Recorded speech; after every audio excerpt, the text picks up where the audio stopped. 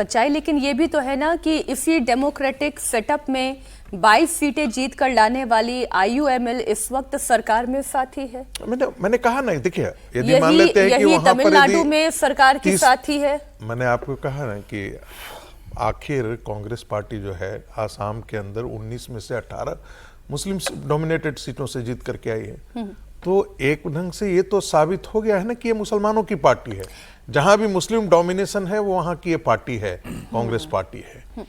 तो मुस्लिम लीग कितना एजेंडा को चलाएगी, इस बात को देखना आने वाले दिनों में सबसे ज्यादा दिलचस्प रहेगा कि मुस्लिम एजेंडा केरल में कितना चलता है और कांग्रेस की सरकार कितने उनके दबाव के अंदर झुक करके काम करती है। राघवन, आप अपनी बात कह रहे थे और आईयूएमएल को लेकर क्यों ये कांग्रेस पार्टी के लिए जरूरी भी है और मजबूरी भी है, ये दोनों बातें हैं।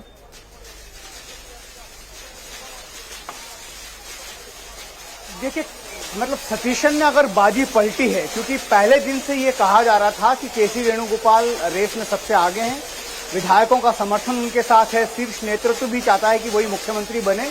तो अगर सतीशन ने बाजी पलटी है तो उसमें सबसे बड़ी भूमिका अगर किसी पार्टी ने निभाई है तो वह है इंडियन यूनियन मुस्लिम लीग। जैसा आपने बताया 22 सीटें हैं, गठबंधन का बहुत पुराना पार्टनर है कांग्रेस का जो यूडीएफ में है। कैसे आईयूएमएल ने इन्फ्लुएंस किया? आईयूएमएल ने ये का प्रभाव जो है वो मलाबार रीजन में है, जहां पर वायनाड की सीट भी आती है, जहां से प्रियंका गांधी एमपी है। वहां पर हमने ऐसे पोस्टर देखे मीनाक्षी, जिसमें यह कहा गया कि अगर आप सतीशन को मुख्यमंत्री नहीं बनाते हैं तो आने वाले समय में आपको इसका खामियाजा भी भुगतना पड़ सकता है। यानी वार्निंग साफ थी कि अगर आप किसी को पैरा ड्रॉप करते हैं, किसी को दिल्ली से लाकर यहां पर बिठाते हैं, तो उसके बाद जो है जो गठबंधन के जो रिश्ते हैं वो ठीक नहीं रहेंगे। और ये मजबूरी इसलिए भी रही कांग्रेस शीर्ष नेतृत्व की, क्योंकि अगर कांग्रेस अभी, आप जानती हैं 18 सीटें उन्होंने जो है यहां पर लोकसभा चुनाव में जीती हैं 2024 में, और आने वाले लोकसभा चुनाव 2029 में भी कांग्रेस को उम्मीद है कि यहां से बहुत बढ़िया प्रदर्शन करेगी। प्रदर्शन तभी अच्छा हो पाएगा जब आईयूएमएल का साथ उनको रहे, और आईयूएमएल ने चूंकि सतीशन का हाथ पकड़ लिया, इसीलिए मजबूरी में कह सकते हैं कि कांग्रेस को केसी वेणुगोपाल का हाथ छोड़ना पड़ा। ठीक है, केरल में सतीशन के साथ सिर्फ आईयूएमएल ही नहीं खड़ी है, बल्कि कांग्रेस के जमीनी नेता भी ये चाहते थे कि सतीशन ही सीएम हो, क्योंकि सतीशन ने पिछले 5 सालों तक एलडीएफ के खिलाफ लड़ाई लड़ी। इतना ही नहीं, वेणुगोपाल के रेस से पिछड़ने की एक और बड़ी वजह है वो ये कि वो अभी केरल के अलपुझा लोकसभा सीट से सांसद भी हैं। अगर वेणुगोपाल को मुख्यमंत्री बनाया जाता है तो वेणुगोपाल को लोकसभा की सीट भी खाली करनी पड़ेगी और राज्य की किसी सीट को खाली करवाकर फिर वहां पर विधानसभा चुनाव लड़वाया जाएगा। तो केसी वेणुगोपाल के खिलाफ एक और बात जो गई है वो ये कि अभी वो कांग्रेस में संगठन महासचिव की भूमिका में भी हैं। ऐसे में अगर उन्हें केरल का मुख्यमंत्री बनाया जाता है तो कांग्रेस संगठन में भी बदलाव करना होता। और जो बात हमारे सहयोगी विजय लक्ष्मी, जो कि कांग्रेस बीट कवर करती है, वो भी ये बात लगातार ये कह रही है कि महासचिव के पद पर फिर उनकी जगह वो और कौन सा चेहरा होता, ये भी एक महत्वपूर्ण विषय रहा, जो राहुल गांधी को इस बात को लेकर तैयार कर पाया कि नहीं, वीडी सतीशन के नाम पर ही मुहर होनी चाहिए। लेकिन जो बात संगीत रागे जी कर रहे थे समीर जी, मैं उस बात को अगर थोड़ा आगे बढ़ाऊं, जो उन्होंने असम का कॉन्टेक्स्ट लिया, ये बात सच है कि 19 विधायक जीत कर आते हैं कांग्रेस पार्टी के, 18 मुस्लिम है, एक उसमें हिंदू कैंडिडेट होता है। बदरुद्दीन अजमल ये कह देते हैं कि कांग्रेस पार्टी तो मुस्लिम लीग बन गई है। बदरुद्दीन अजमल का यही तो बयान था सुमीर जी कि कांग्रेस पार्टी मुस्लिम लीग बन गई है। वो तो ये कह रहे थे। मैं ये पूछ रही हूं कि क्या आज ये परिस्थिति है कि कांग्रेस पार्टी मुस्लिम लीग बनने की दिशा में आगे बढ़ गई है? वहां केवल मुस्लिम कैंडिडेट्स का अधिकतर संख्या में जीत कर आना, इधर आईयूएमएल के सामने सरेंडर राहुल गांधी का कर देना।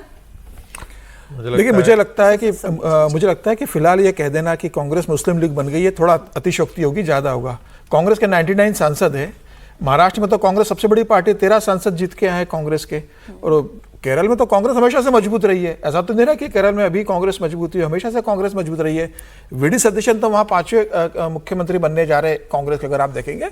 ये ठीक है कि गठबंधन के सहयोगी का एक दबाव रहा होगा कि भाई किसको बनाना है, उन्होंने अपनी ओपिनियन दिया होगा।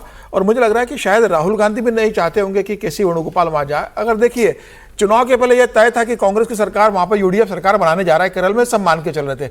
अगर राहुल गांधी चाहते कि केसी वेणुगोपाल को वहां मुख्यमंत्री बनाकर भेजना है, केसी वेणुगोपाल को वो विधानसभा चुनाव लड़वा देते, और केसी वेणुगोपाल अगर चाहते तो कोई ताकत नहीं थी जो उनको विधानसभा चुनाव लड़ने से केरल में रोक सकती थी। वो विधान चुनाव लड़ते, विधायक बनते और मुख्यमंत्री बनते। यह पहले से तय था कांग्रेस के अंदर कि केसी वेणुगोपाल वहां मुख्यमंत्री नहीं बनेंगे, और शायद इसलिए पहले घोषणा कर दी गई थी कि कोई भी सांसद विधानसभा का चुनाव नहीं लड़ेगा। 18 में से 15 सांसद कांग्रेस के जो है वो विधानसभा चुनाव लड़ना चाहते थे, सबको स्ट्रिक्टली मना कर दिया कि विधानसभा कोई चुनाव नहीं लड़ेगा। इसका मतलब पहले से कांग्रेस में तय था कि अगर सत्ता लौटेगी तो विधायक दल में से कोई नेता बनेगा।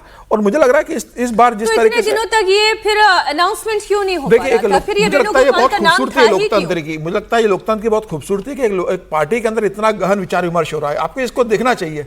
2 पर्यवेक्षक जाते हैं वहां, विचार कर आते हैं। राहुल गांधी अब पूरे प्रदेश अध्यक्ष से पूछते हैं, विधायकों से पूछते हैं, तमाम लोगों से चर्चा करते हैं, जो स्टेक होल्डर है, सहयोगी दल है, उनसे चर्चा करते हैं, और तमाम चर्चा करने के बाद वी डी सतीशन जो सबसे बेहतर नाम और सबसे बेहतर नाम है उस पर मोहर लगाते हैं। मुझे लगता है कि एक राजनीतिक दल को इसी तरीके से पार्टी में चर्चा करना चाहिए। सभी दलों से आप पूछो और जो बेहतर नाम निकले उस पर मोहर लगाओ।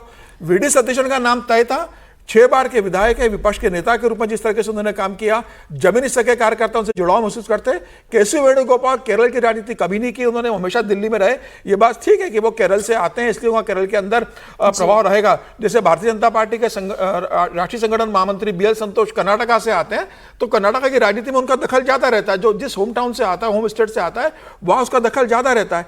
तो मुझे लग रहा है कि वो जरूर ज्यादा रहा होगा। लेकिन राहुल गांधी और प्रियंका गांधी ने भी बात मानी होगी, और प्रियंका गांधी ने राहुल गांधी को आप ये कह रहे हैं कि मुस्लिम लीग का या किसी का कोई दबाव नहीं था? ऐसा नहीं है, सहयोगी दलों का प्रभाव रहा होगा, लेकिन सर एक होता है प्रभाव, एक होता है दबाव। मैं जानना चाहूं प्रभाव का या लेकिन ऐसा नहीं है कि इंडियन यूनियन मुस्लिम लीग ने कहा तो मानना ही पड़ा होगा। क्या इसके पहले इंडियन यूनियन मुस्लिम नहीं थी? AK एंटोनी बने थे ना कांग्रेस के मुख्यमंत्री, के करुणाकरण बने थे, क्या इंडियन यूनियन लीग का दबाव नहीं था? सर देखिए, मैं तो अपने रिपोर्टर की बात अच्छा फैसला मुझे लगता है। इसे सिर्फ ये कह देना कि इंडियन यूनियन मुस्लिम लीग के कारण संभव हुआ, मैं इसे ठीक नहीं मानता। आपके एनालिसिस का पूरा सम्मान रखते हुए मेरा जो रिपोर्टर ये बता रहा है कि दबाव था, तो दबाव इसलिए था क्योंकि केसी वेणुगोपाल रेस में थे। अगर रेस में नहीं होते तो फिर ये दबाव भी नहीं होता, वायनाड में पोस्टर भी नहीं छपते। मैं आपके राय का पूरा सम्मान रखते हुए कह रही हूँ कि डेमोक्रेसी है लेकिन दबाव भी है। हाँ, दबाव है ना। एक छोटी सी टिप्पणी कर। हाँ। ये कांग्रेस में ये लोकतंत्र का नतीजा है क्या कि DK शिवकुमार और दोनों कुश्ती करते रहते हैं, और सिद्धारमैया कुश्ती करते रहते हैं, और कांग्रेस नेतृत्व जो है वो निर्णय नहीं कर पाती है। निर्णय तो तब आप करेंगे ना जब आप केंद्र में बैठे हुए व्यक्ति के हाथ में इतनी ताकत हो कि राज्य पर चाबुक चला करके उसे तय कर दे। यदि केंद्रीय नेतृत्व मजबूत होता है तो जो आप चाहते हैं वहां पर आप करवा सकते हैं।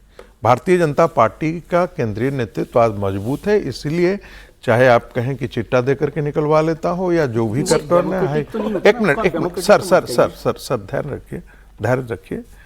वो डेमोक्रेटिक के कारण नहीं है, चूंकि राहुल गांधी बहुत कमजोर है और कांग्रेस पार्टी का केंद्रीय नेतृत्व बहुत कमजोर है, इसलिए उसके पास कोई विकल्प नहीं है।